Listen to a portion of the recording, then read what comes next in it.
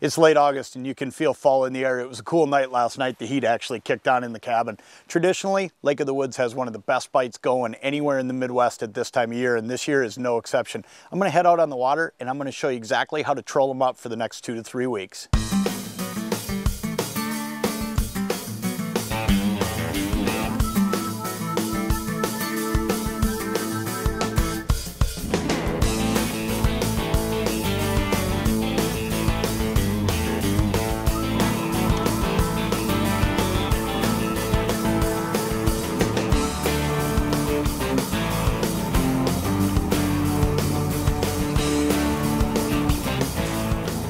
It's a great way to start the morning.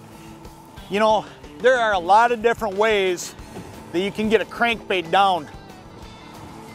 Today I so happen to be running downriggers, but you know, you can come out here and you can run crankbaits on leadcore. You can run crankbaits with like a 3-ounce bottom bouncer and a 10 to 20 foot leader and drop it down there, or you can run downriggers like I'm running here.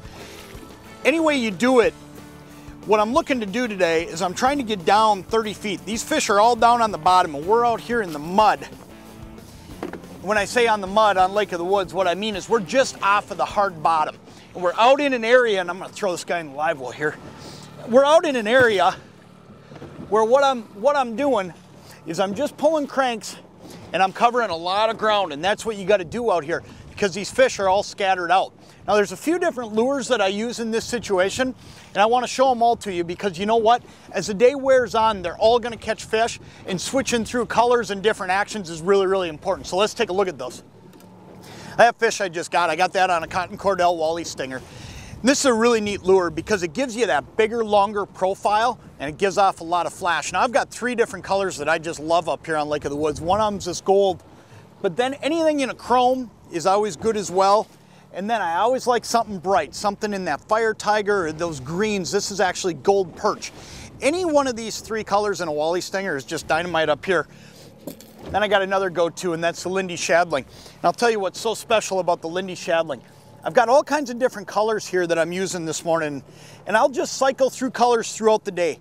But what's great about the Shadling is it gives me that shad profile, and these fish out here are eating shiners, so this is really close to it. And then it also has rattles. Every one of these lures has a good rattle in it that's gonna bring fish in from a distance. Because one of the things on Lake of the Woods that's a little bit different than some of the bodies of water we may fish is this is very dirty water.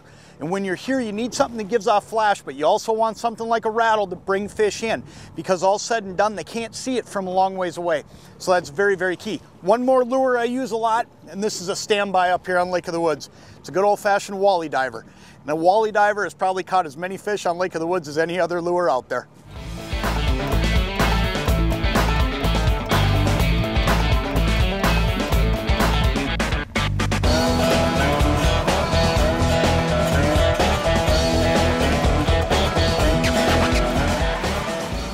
That's a good one.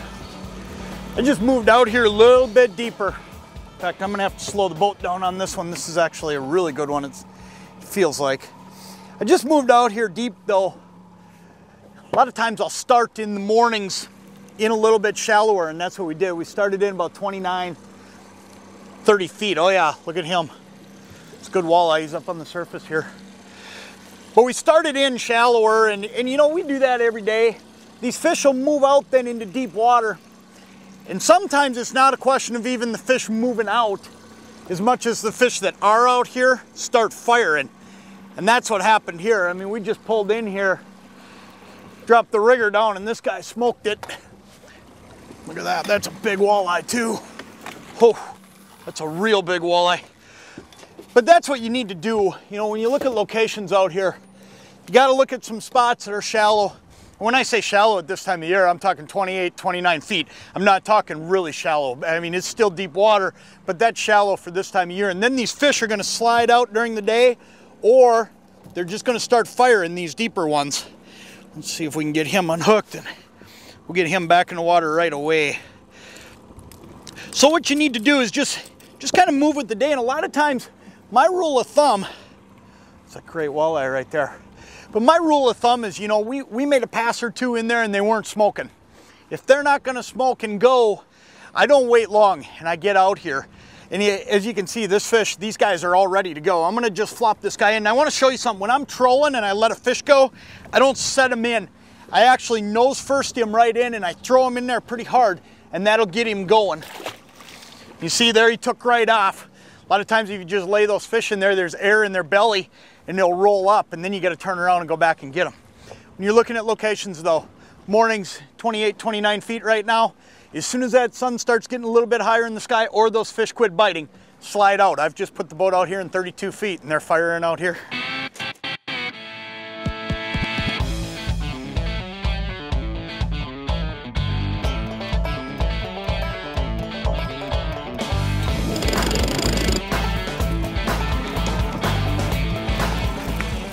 Looks like we got another good dinner fish here. You know, you get so many of these, get to a point where you don't even net them. That's a great table fare fish right there. But you know, I think the key to catching all these fish is just keeping up with colors and speed. I've switched through lures pretty fast this morning. You know, this one's on a gold shadling. I kind of got it dialed in now to where this morning, I suppose it's because that sun's real high in the sky and the wind's been blowing a little bit the last couple days. They're looking for something shiny, and that walleye's tuned into gold. So whether I've got that wally stinger out there or the shadling, gold seems to be the best color. The other thing I'm doing that's a little different than what a lot of people may think of traditionally when they think about trolling is I'm going pretty fast. I'm going 2.5, 2.6 miles an hour, and that's another key to the catch. You need to be able to keep up with your speed out here. When you're in deep water, you're trying to trigger a strike. You got to remember, these fish can't see that lure from very far away, so you're trying to bring them into you, and speed is always something that's going to help you get them.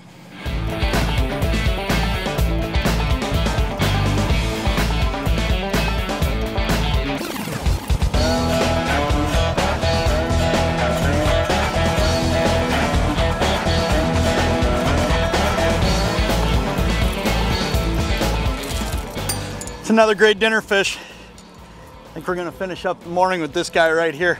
Hey, for more current and up-to-date information, check back with us next week. I'm John Thielen. We'll catch you on the water.